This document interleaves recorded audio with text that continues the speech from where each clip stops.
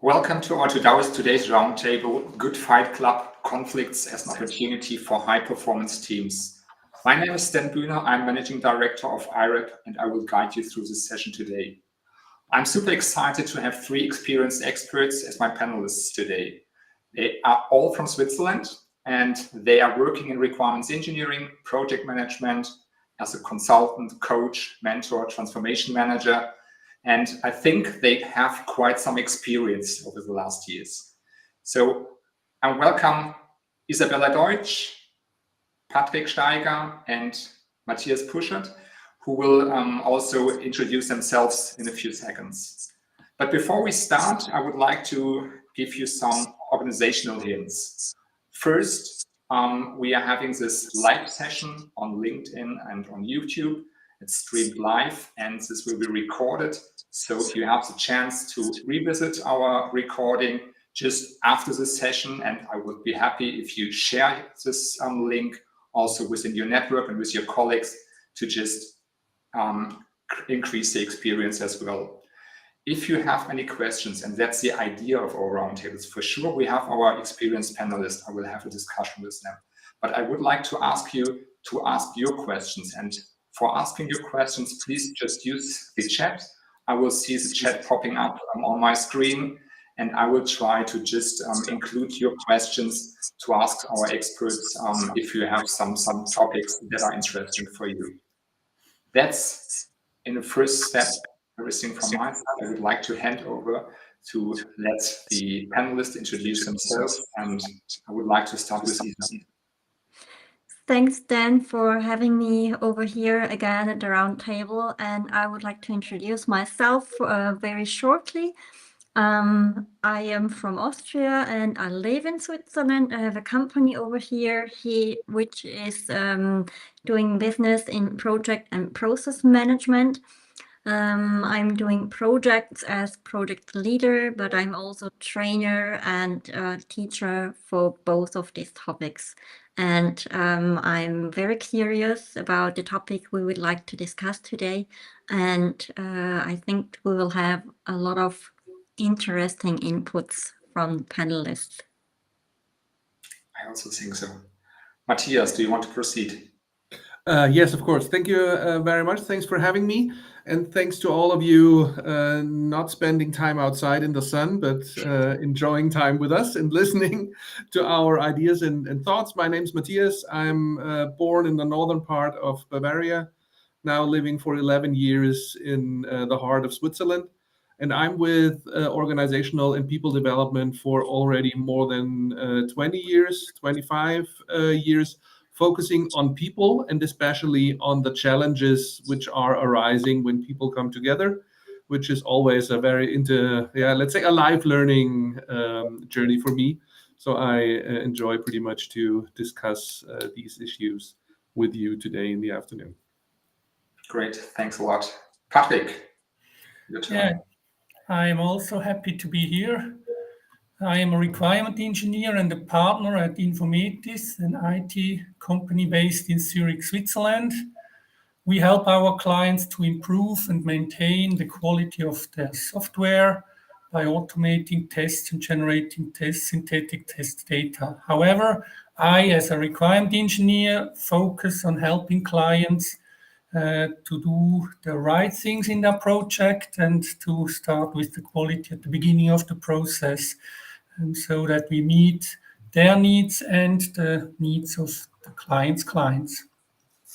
Perfect, great, thank you. And I think it doesn't matter where we are, if we are focused to requirements engineering, if we are in project management, or if we are in any kind of transformation project in organizations.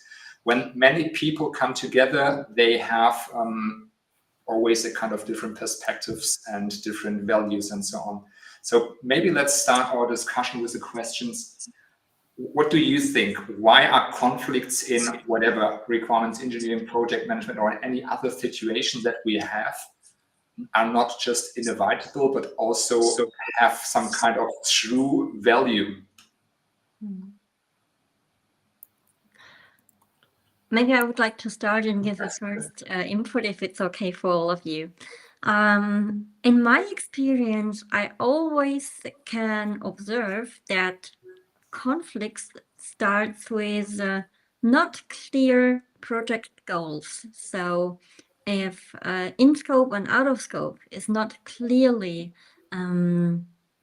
discussed or even clearly given from the project sponsor, this is for me a first base, which is a source of potential conflicts. And I think furthermore, I'm always saying that a project team is a social system. And in a social system, we have a lot of people which are involved. We have, I would say, sort of people, method of people, culture, communication, and all those things. And I think for me, out of project management, it's always first cause of everything. True. Yeah. So sorry. I think we want to proceed. Yes. Yes, please. So for me, as a requirement engineer, it's always a signal that people actually care. And so my job is to find out what is the issue, what is the real problem, and why do we have a conflict. Mhm. That's a valuable part of it. Links a little bit to my experience, if I'm allowed to proceed.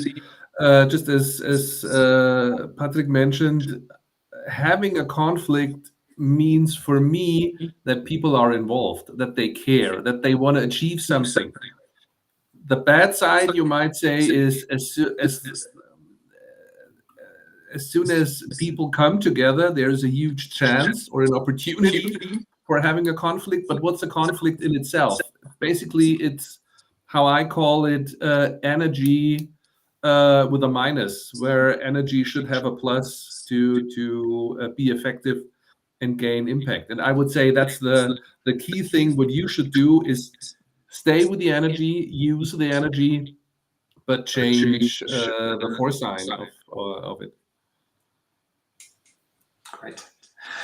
I think there's some echo in the audio. Not sure from whom it's coming, but maybe we can solve it if we just mute ourselves if we don't speak. Mhm. So let's come to a point where we think of attitudes, perspectives, and values of our different people. What I want to discuss is what do you think? What are drivers for conflicts that you have experienced in your project? Maybe Isa, something that you can give. I mean, you already mentioned that the setup. We have some other points where you say, hey, this is quite often a point where conflicts arise. I always ask yourself the question, do we speak about the same thing and do we understand the same thing? Because I always consider this of a key where in project, and mostly at the beginning of the project, it is so hard to understand the opposite's opinion, the opposite's mind, the opposite's goal, because I always bring up the example in my teaching lessons. I always say, let's assume we would like to bake a cake. And I say to Matthias, can you please go and buy some ingredients? And if I don't be very clear that maybe I would like to have a certain sort of eggs, a certain sort of chocolate, and so on, Matthias will go to the supermarket and do his best and come back with ingredients. But maybe only afterwards I say, yeah, that's a good milk chocolate, but I'm allergic against milk. So always an issue of how we talk to each other. What is the content?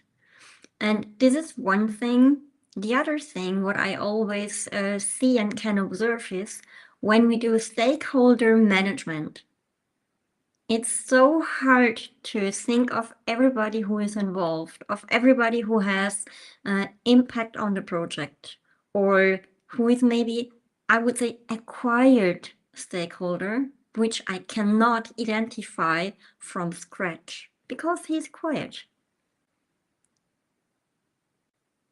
Absolutely, absolutely, very true topics.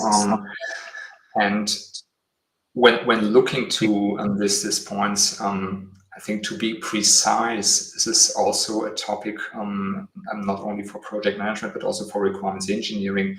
And I think that it's quite often where we find real reasons for conflicts in when people are not super precise, or if they just say, hey, it doesn't matter, but in the end it matters. And here's in general a kind of conflict.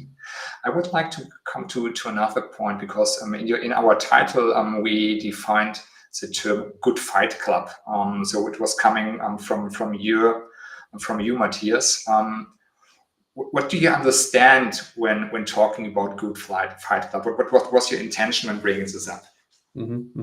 Yeah, thanks for asking. And Isa, thank you very much that you see Guy and me cooking in a good way. Even it's my mental model of a cake I would like to achieve, and I guess that's the issue, and that's what brings up the topic of a good fight club.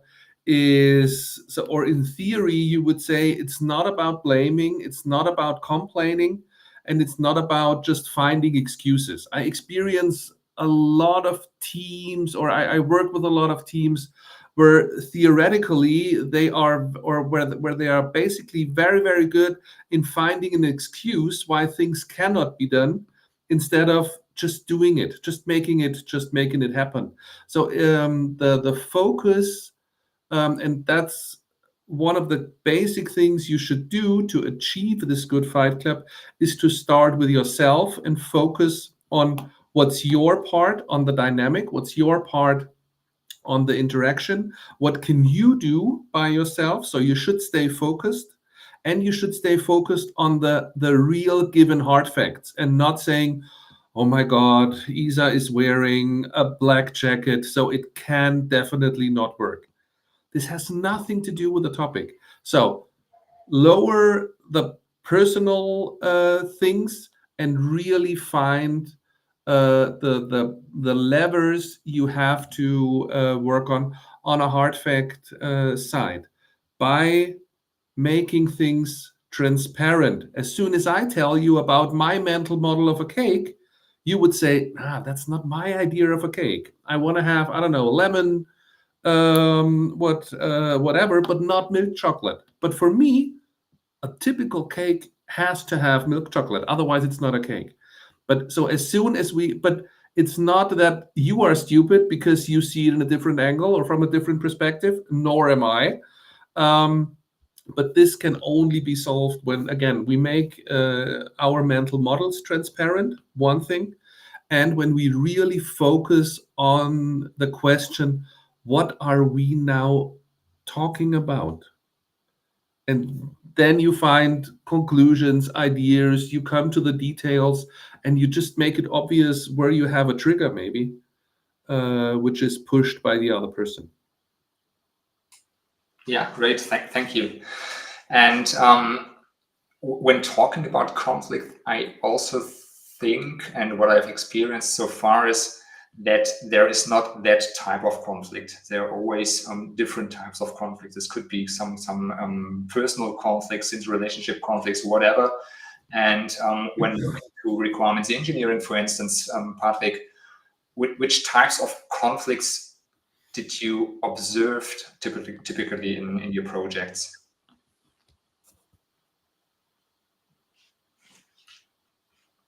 You're muted. You need to unmute yourself. Yes, thanks. IREB defines several types of conflicts, but I would just focus on 3 of them, which I personally occurred in the last time. So one was in a document management project. different users wanted to archive different type of requirements. And the goal was to find unified document types. And that was quite a challenge because the different stakeholders had different requirements to that. And that is a typical so-called subject matter conflict that we have as requirement engineers, and we need to find out whether we can bring these document types together or whether we need to have variations or compromises. Another one, a typical one, is the interest conflict, which we often find, and I think that is not surprising to everybody.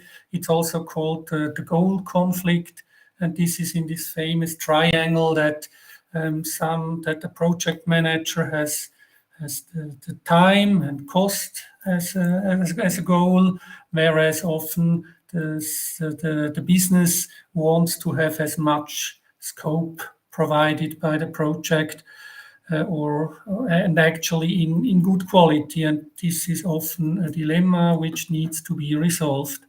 And the last conflict I want to provide an example was also in this archiving project, and there a special department of the health insurance need to provide medical assessment, and they get diagnosis reports from doctors, and this is the input to their process, and especially one specialist of this department reviews the report and makes a proposal. A second one needs to have a second view on that, and probably a third one needs to provide a third step.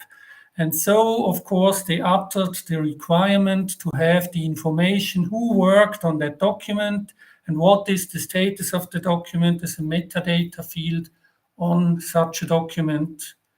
Now, the IT architect was strictly against this requirement because such business process information is not to be managed in an archive system, but rather it's to be provided by the core business application. And so we have, then there are several reasons why this, the problem was that we had several reasons why this can't be provided in this business application.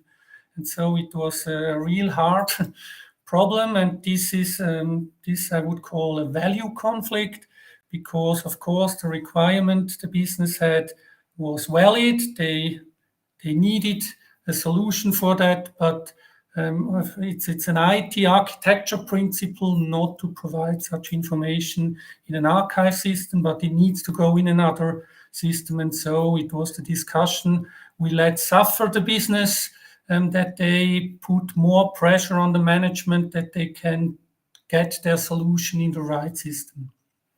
So 3 types of conflicts. Okay, great. As you mentioned, there are for sure there are more types of conflicts, and as of now, we talked the last 10-15 minutes about, do conflicts exist? And for sure they do. I mean, everyone of us knows, and also I think everyone in the audience knows. I think the interesting part, what's coming now, is more how to turn conflict in something positive and to some kind of innovation. So are there any strategies you use to turn this kind of, let's say, disagreements into innovation? What do you apply in your daily business? Maybe I start on that, just because of one thing what comes to my mind when I'm working with teams, for example, and they have conflicts, is that I give the team members the task, please find something positive about the other person. Because quite often, as soon as, and I mean, that's also a more or less typical process, you start with a technical issue. You start with a hard fact, you do not agree. You cannot just say, okay, let's agree to disagree. So you start to really, put pressure on the other person. And by that, it's really becomes difficult for you to even find further positive things about your opponent. So again, the opening, let's call it the warm-up exercise I give to the people is write a list of 3 or 4 things, or maybe just 2, what you see positive in the other person. And as soon as you start to think in a different way about these people, it's more difficult to keep your level of anger towards them, and this opens you in a way that you at least are able to talk to the other ones again, and by talking you can start to solve it. Absolutely. And anyone else? Yes, I also have a thought in mind which I would like to share. Is in very difficult situations, I think maybe there are issues which you cannot change. And a lot of times I tell my teams in my project, please focus on the topics which you are able to change with your force. But don't focus on situations, issues, which you know it is like that. I cannot change it, even if I invest all my resources in time, persons, and so on, costs. It will not change the situation because you're not able to, even if you want to. And I think this matches a little bit what Matthias just told us. Find the positive things. Find topics where you can invest yourself, where you see the profit at the end, and not profit in form of money, profit of I'm good with that. This helps me. This gives me energy. This is motivation for me. So this is my approach, which I use a lot of times with my project teams. Yeah, I like the idea. Yeah. Patrick, do you want to add something? Yes,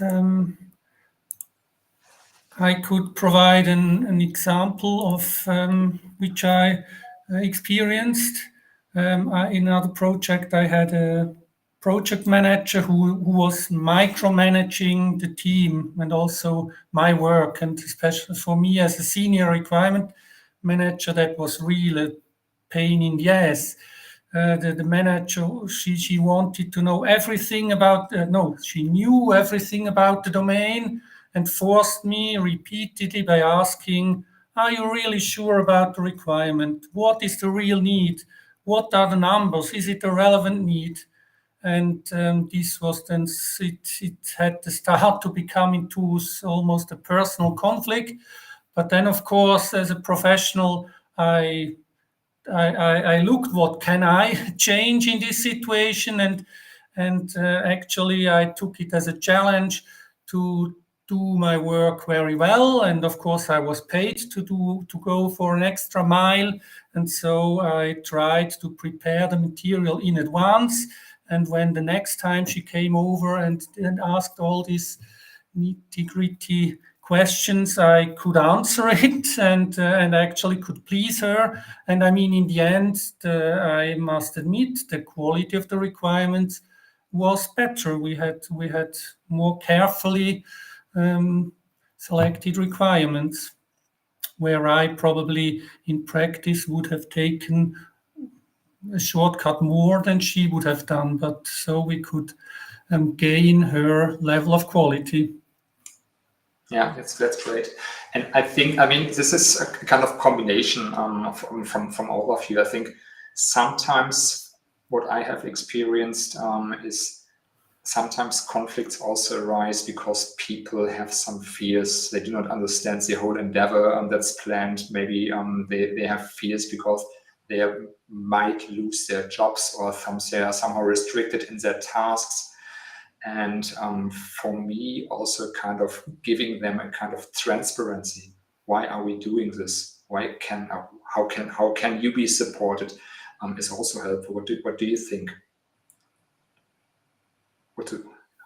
Is this kind of helpful?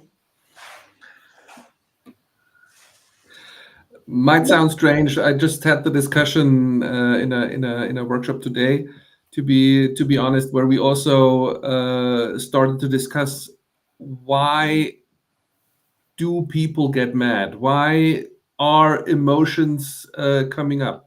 And that's what I call let's say the Stone Age part of our DNA.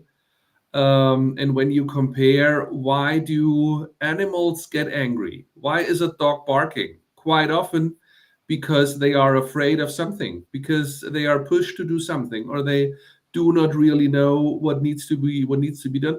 And that's the same thing with us. We do not feel safe. We cannot trust, maybe, for whatever reason. And then, of course, transparency helps to a specific extent, or at least find again, what I said beforehand, your trigger point. So why is that triggering me? Why is something going on what I do not like? This has something to do with me. So it's not just about the other person. I also have to accept the conflict. And when you say no to a conflict just by your personal mindset, there will not be a process starting, because you have to have two parties to have a conflict. So at first, you should think about, do I really want to go that? That's what I had in mind, or what came to my mind when what Isa just said. Choose your battle. So think carefully. Do I really want to go for that or not? And the interesting thing, what I did not understand so far, is that why are people so good in complaining about something they cannot really change, instead of saying, okay, that's the thing I should do, I will go for that. So if you have any ideas on that, please let me know, because then we will write a book and I'm sure it will be a bestseller. Yeah, I think so. I'm totally convinced with this.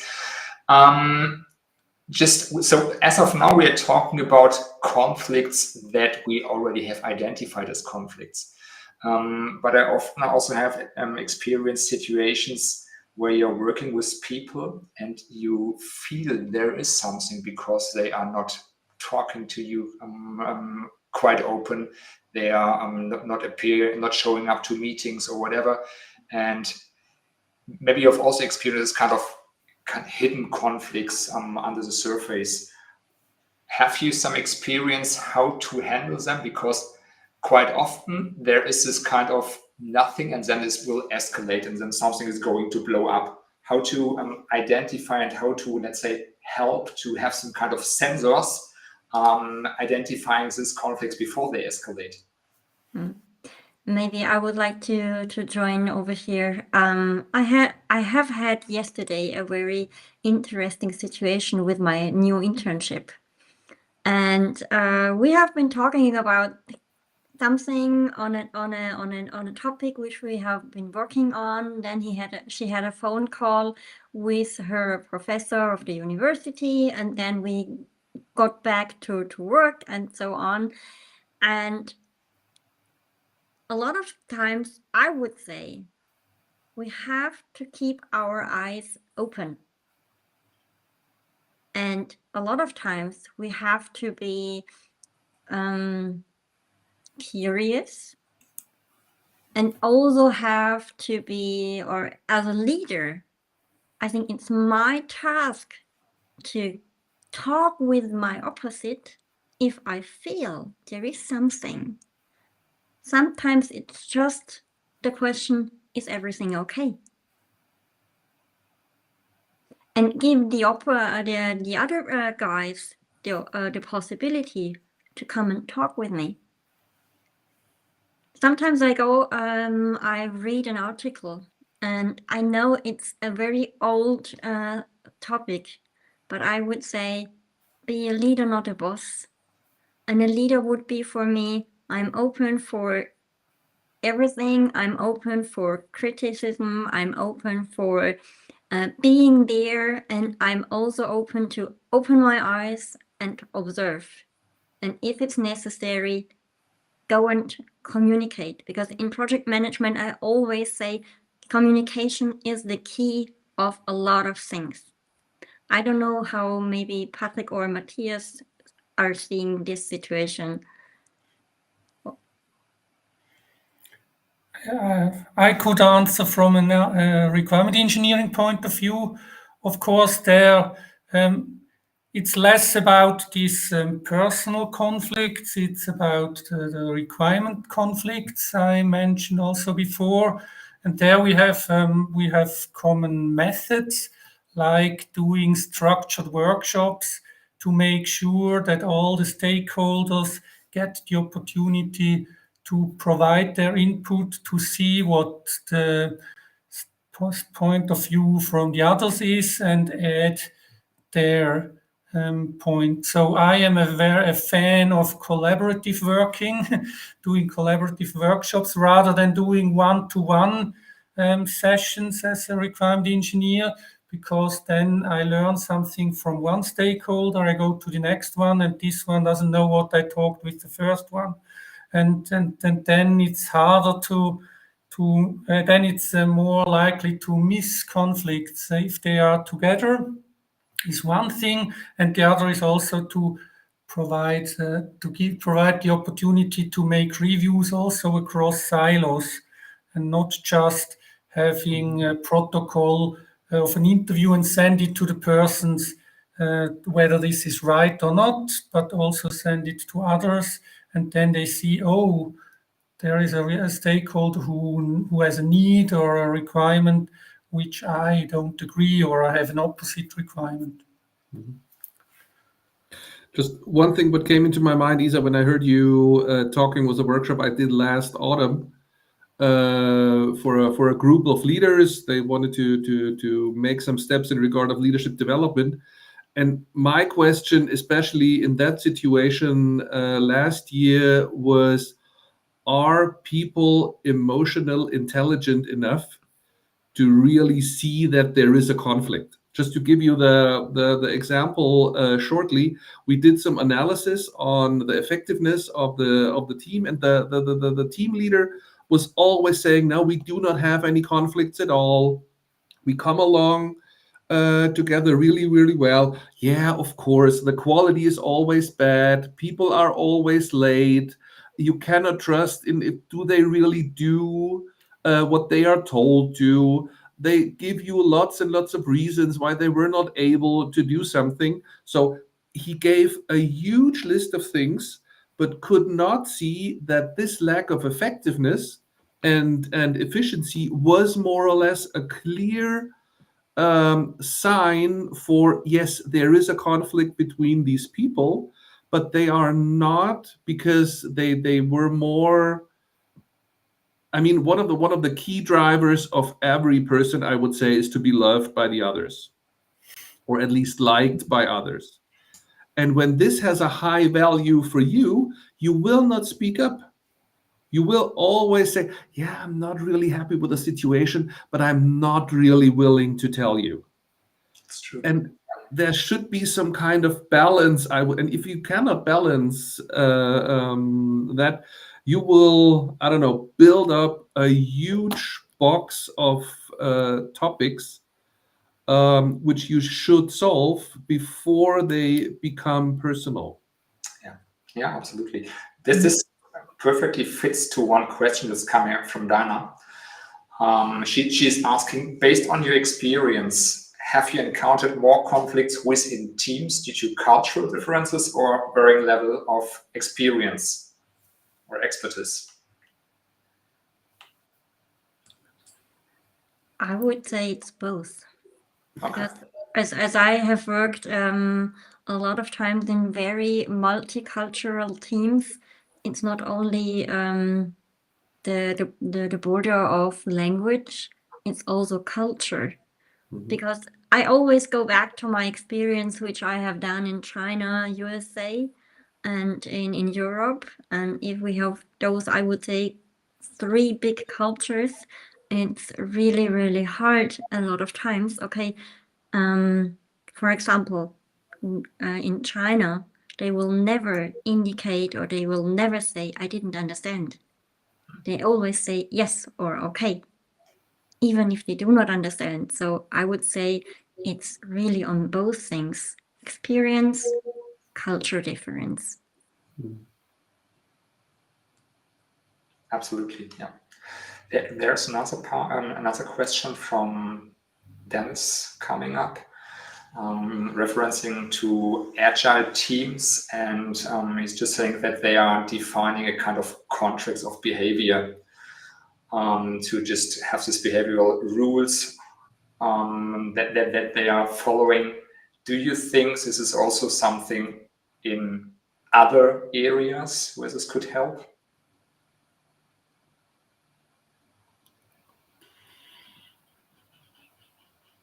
Having a kind of agreement on how to operate with each other, how to communicate.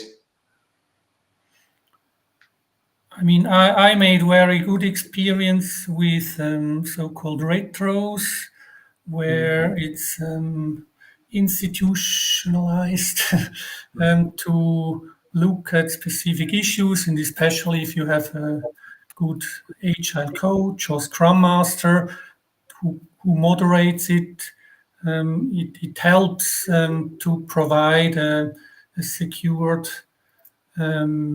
environment where everybody can speak up. I had retros where the Scrum Master said, now we have this Las Vegas rule. Probably you know, everything in this room stays in the room. And of course, it's also an agreement between the people involved, but this hopefully sets up the trust that you can come up with issues. And if it's well moderated, it's not who don't you like in this room, but as we said before, the moderator asks the right questions. What could be improved? For instance, what would you wish to be improved? That's a nice way to formulate. I wish that people respond faster to my reviews or so. That helps. Maybe I would like to add, I think sometimes defined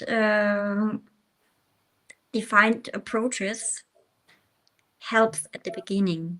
Mm-hmm. But then you have to have a look, how can we proceed?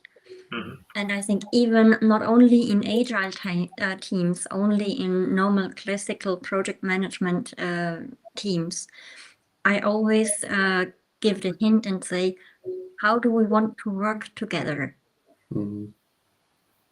And if that is already clear at the beginning, if there is a conflict which rises, it helps me as project leader to come back and say, at the beginning from our project, we defined how we would like to work together. What have changed that we are not even there at the moment? And it helps. I think I would say it assures a little bit the start to clarify conflicts and so on. Yeah. Yes, honestly, yes and no from my perspective. Because at first, when I read the question, I thought, okay, when you have the need to set up these rules, maybe there is already something going on within the team. That might be one thing. But on the other hand, I guess what's important when you set up these rules, and basically I'm not against such a process or such a tool, but what you should do is not just write down a list of buzzwords where at the end, when the flip chart is full, you can say bingo, but that shouldn't be the case. So you should find definitions. What does it mean to be respectful? What does it mean to be on time? What does it mean to deliver in a high quality? My definition of high quality can be completely different to yours. And we have to talk and we would both agree, or every one of us would agree, quality is important. Yeah. But we have to find our definition, or we have to exchange about our definitions and then not agree on the term of quality, but agree on our definition. Then I would say such a tool can work. Yeah, great, thank you.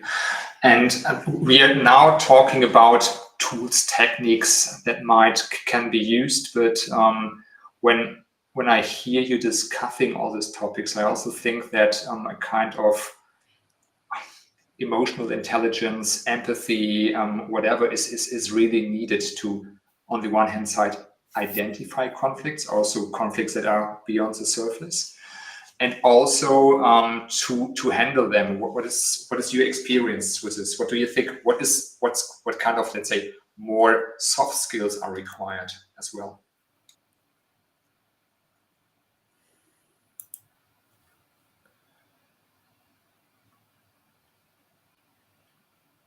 Okay, I start.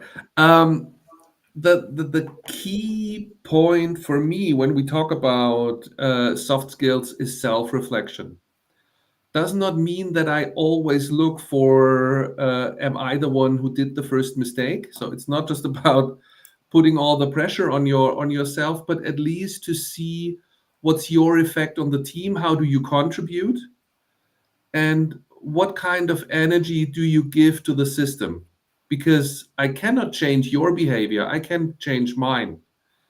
I can give you feedback. I can ask you to do something differently. But at the end of the day, the only thing you can say you can change really is your behavior, your mindset, your way of thinking. So I would say yes, emotional intelligence, everything nice and clear and important. But I would say for me, everything starts with self-reflection. That's why I put this topic. I would say 95% of my workshops and team trainings start with a self-reflecting part, maybe done by a profile, MBTI, new PIR, whatever, to learn something about your self, because then the rest, yeah, you can behave more conscious when you know about these things what are going on in yourself. Yes, absolutely. I like this. Anyone else, Isa, do you have to add something? I just have in mind who am I and who am I want who am I and who am I want to be. Yeah. Mhm. Yeah. It's a little bit in the direction of Matthias. I think this matters. Yeah, I think this is really helpful for handling this kind of conflicts or conflicts in general. There's another topic coming up. It's more on the topic of RE, a question from Ahmed. And he's asking for the best way to elaborate the documented requirements to IT development team in order to avoid misunderstandings in the execution of these requirements. Do you have something, Patrick, maybe? Mm-hmm. Yes, it depends, of course, on your context and your situation and the maturity of the organization and the project. On one hand, if you have a project team that is very close locally and emotionally, then you don't need to document a lot, but you prefer rather to just talk with each other and make sure that the other person, that the IT developer understands what the requirements are. If you are, on the other hand, in an environment where you probably have outsourcing, even to another culture, Far East from our perspective, for instance, you have cultural difference, you don't know actually really each other, you don't have a long experience working together, then it's very important to document very clearly, probably come up with a prototype that shows what you mean, that makes it experiencing. This helps to your stakeholders, but it also helps to the IT developer. And then still you add the talking, but it needs to be much more documented to make sure that to help to make sure that they understand what needs to be built. Thank you. Great. Thank you, Patrick. When looking a bit to, because in my perception, handling conflicts is also a bit kind of mediation between parties. And sometimes I think it's not easy in the situation, doesn't matter if you're a project manager or requirements engineer, to not be, let's say, in the middle or becoming part of this conflict. Do you have any tips or techniques how to solve this? How do you do this kind of not becoming part of the conflict?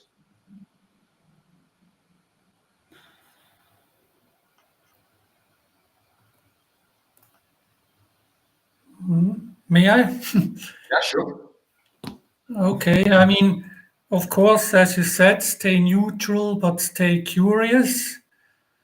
I again argue from an RE perspective where I'm not myself involved in a personal conflict, but I see that different stakeholders have a conflict. So I try to stay curious to understand what their issue and problem is. And then I reframe the conflict and try to share the problem to everybody in a workshop, for instance, to solve it together. That would be two things. Probably others want to add. Maybe I have a thought which I would like to add. When I am in a situation where I observe a conflict, but it's in my team or my project, a lot of times I ask a colleague, can you come over and maybe coach us for a little while for a meeting? Because if I am the project manager of this team, I always have the impression that it does not take a lot that I'm also integrated in the conflict. And I would like to stay neutral. So I observe a lot, but a lot of times maybe I speak with my team and I say, I feel something over here, but then I'm going to my network and have a look who is maybe able to help us. And even if it's just one little online meeting or whatever it is, it helps. And then I can go ahead with my team. Mhm. Because I always have a little bit afraid, my team is my team. And I think we are all human. And as leader or project manager, we are integrated if we want or not. My opinion. Yeah, I would say it's an ambidextrous thing, because you have the emotional part and you have the cognitive part, and you should, and again we are talking about emotional intelligence. You should realize, is it an emotional thing or is it a cognitive thing? And at least try to lower the emotional part of it. Even that's difficult, especially to realize it, because the higher the emotions are, the more narrow the tunnel becomes, and then you do not see things on the left or the right side. And that's Isa definitely right to say, let's ask for feedback. And why am I not on the track? Why am I not in my energy? Why can I not stay positive? And some let's say till some extent, step out of the system a little bit, go on a meta level, and then come back and at least try to let's say to evaluate the process. And then maybe even say, yes, sorry, right now I'm emotionally too much involved, I cannot answer that right now, or I have to leave the room for a few minutes, or so on and so forth. So you should be honest. Yes, sounds psychological, I know, but yeah, as soon as emotions are kicking in, we leave all our cognitive thinking behind. I would say that's the difficulty being a human being, I would say. Maybe a last thought what I would like to add is, when I realize that I'm integrated, or I start to feel that I'm integrated, I use the technique of asking 3 times why. to maybe keep the social things and the emotional things outside and come back to the factual thing.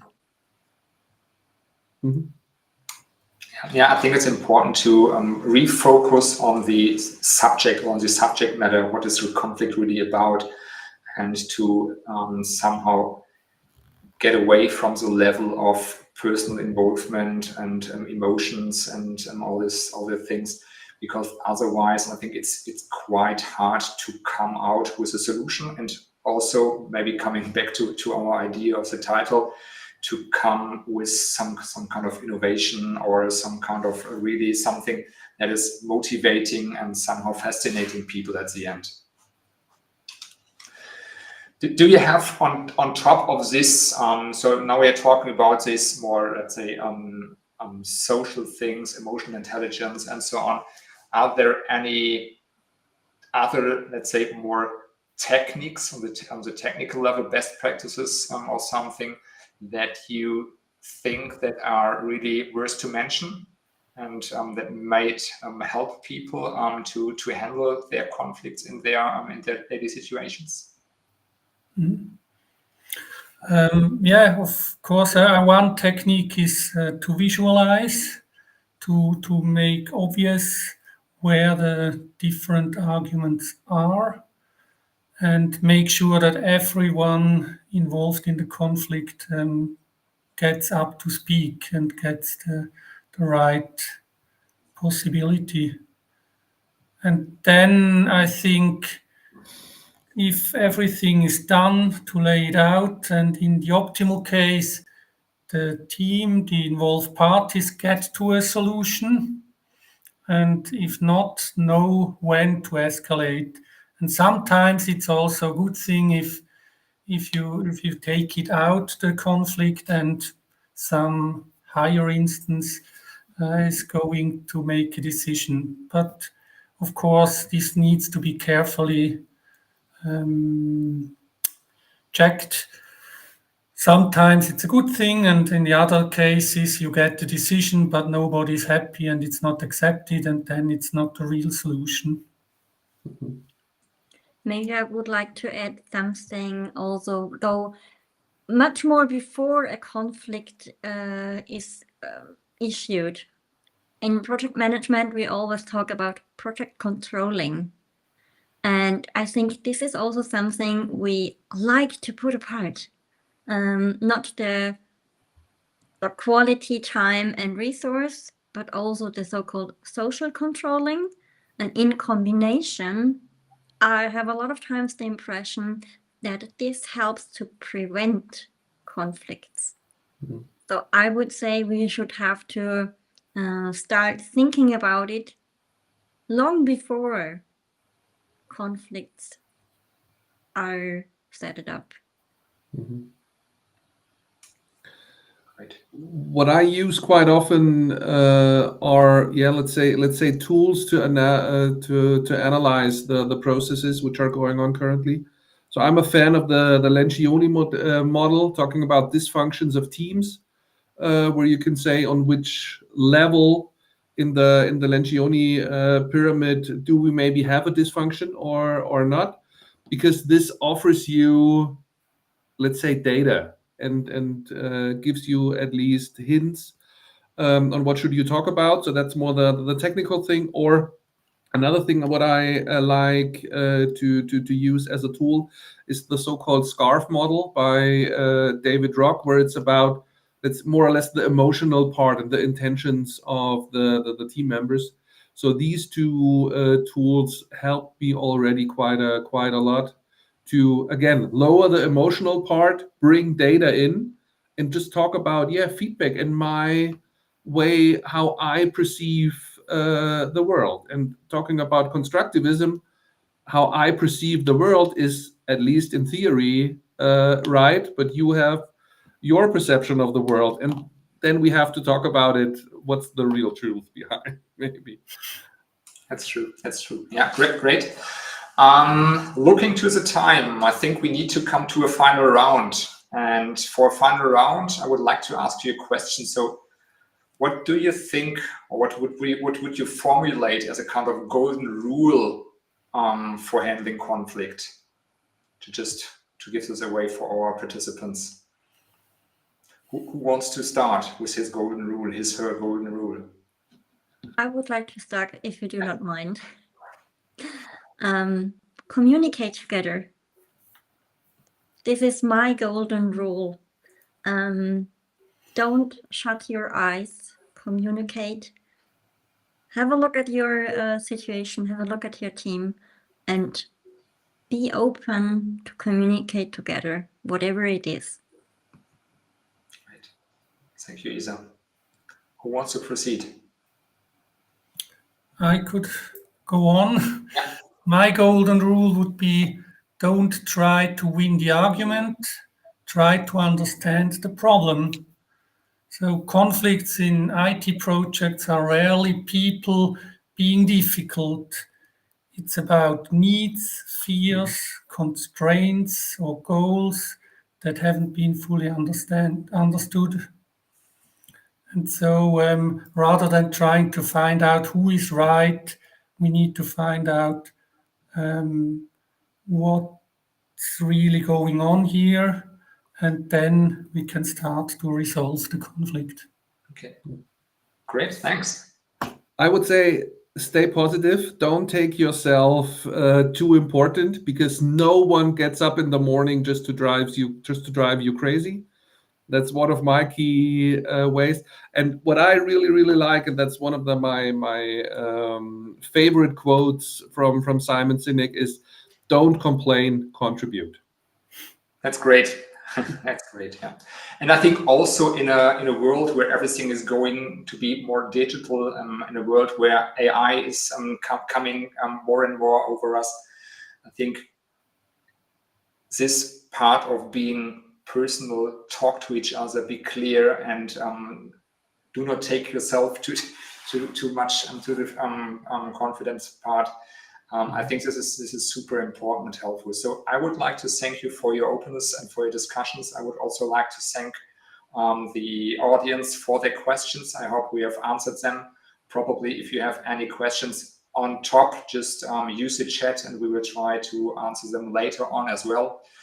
And what I would like to say is, I think it doesn't matter where we are when talking about conflicts. So we have to see that conflict is not an enemy. So it's a kind of opportunity that's going to go in a kind of dialogue to build better decisions and to build better products in the end. So thanks again to our panelists, thanks to your audience, and I would like to invite you to some other roundtables, and see you in the future. Thank you and bye-bye. Bye-bye. Thank Bye. you.